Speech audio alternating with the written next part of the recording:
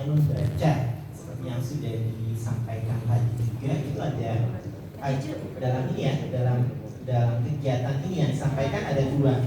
Pertama, membaca untuk kesenangan, yang tujuannya itu agar anak-anak senang membaca, tertarik dengan buku. Mereka terinspirasi bagaimana buku itu bisa dieksplorasi lebih lanjut lagi. Seperti apa? Dengan pemodelan dari guru.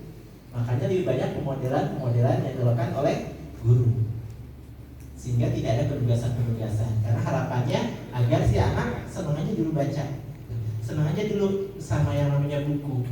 Oh ternyata dalam satu buku itu ada banyak pelajaran di situ. Gitu. Dari kegiatan membaca itu, terus juga tanpa kita sadari, maksudnya tanpa disadari oleh peserta didik, pada saat kita mengajak peserta didik untuk atau kita menanyakan pertanyaan-pertanyaan tematik, itu sejatinya adalah kita memodelkan bagaimana bertanya kepada peserta didik. Karena biasanya ketika kita melemparkan pertanyaan ke anak-anak, ada yang bertanya?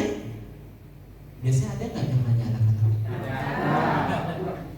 Ada, tapi nggak terlalu banyak, tapi jarang.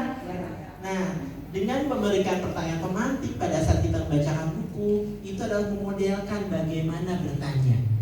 Karena bisa jadi anak-anak tidak mau bertanya bukan karena dia tidak mau, tapi dia tidak tahu bagaimana membuat pertanyaan.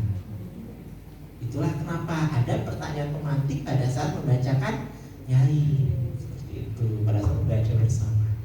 Nah itu, jadi tujuannya memang kenapa sih justru yang aktif itu yang memodelkan guru? Karena seperti yang disampaikan di awal, pada saat Bapak dan Ibu mengisi kuis atau pertanyaan, ada berapa? 7 ya kalau nggak salah? 8 pertanyaan. Kan ada bahwa yang namanya semua guru adalah guru membaca, harus menjadi model. Segala sesuatu itu harus dimodelkan terlebih dahulu oleh gurunya. Jangan asal-asal kita langsung silakan kalian baca. Baca gimana Pak? Gitu kan? Anak-anak nggak tahu caranya. Itulah kenapa kita modelkan. Apakah bisa suatu saat nanti pada saat membacakan nyaring itu dilakukan oleh murid? Bisa. Tidak harus selalu guru yang ada di depan untuk membacakan nyaring. Tapi tentu saja itu kan butuh proses, perlu ada pemodelan dari guru. Seperti itu. Kalau untuk kelas atas mungkin nanti bisa gantian, ditanyakan siapa yang membacakan nyaring di pekan berikutnya.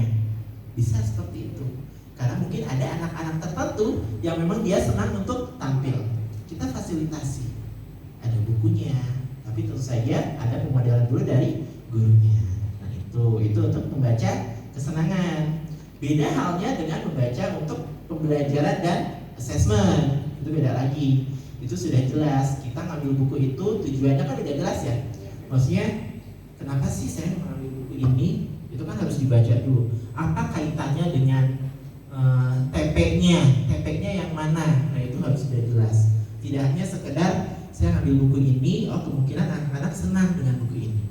Oh kemungkinan temanya nyambung dengan apa yang ada di sekitar anak-anak. Tidak hanya seperti itu. Tapi memang sudah lebih lanjut lagi, tujuan pembelajaran apa yang ada di kurikulum yang bisa dimasukkan atau berkaitan dengan buku yang kita ambil. Tuh. Nah karena ada tujuan pembelajaran, akhirnya ada asesmennya supaya tahu apakah tercapai atau tidak. Tuh, mungkin ya. Ada yang masih bingung? Atau tambah bingung? Gimana Pak? Ayo bertanya. Mumpung ada pakarnya nih. Ya seperti itu. Sudah jelas dari awal tadi ya. Alhamdulillah. Nah betul. Nah kalau saya hanya menguatkan dan mungkin tadi sudah disampaikan atau tidak saya juga belum, bahwa yang namanya satu buku ini tidak harus selalu tuntas dalam satu pertemuan ya. Apalagi kalau misalnya untuk yang memang pembelajaran dan assessment. Dalam pembelajaran dan assessment kita tidak harus misalnya karena mungkin tidak semua cerita di dalam buku ini berkaitan dengan tujuan pembelajaran. Kita bisa ambil sebagiannya saja. Begitu Bapak dan Ibu. Dan kenapa sih kita menggunakan buku ini, buku cerita ini dalam pembelajaran dan assessment? Salah satunya adalah untuk menarik minat terlebih dahulu peserta didik terhadap materi yang kita sampaikan. Kan beda kalau misalnya kita masuk ke kelas, bawa buku cerita dengan ketika kita masuk ke kelas bawa buku mata pelajaran. Beda.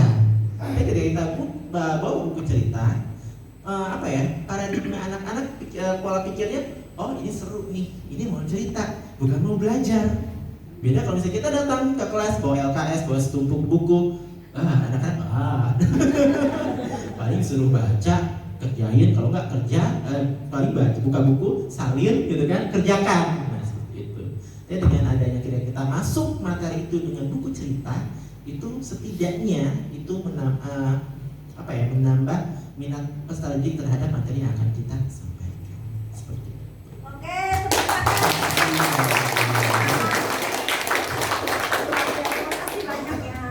Terima kasih banyak Mas Fadil ya, memberikan penguatan kuat sekali. Bapak Ibu ya, disimpan ya, di save kunci.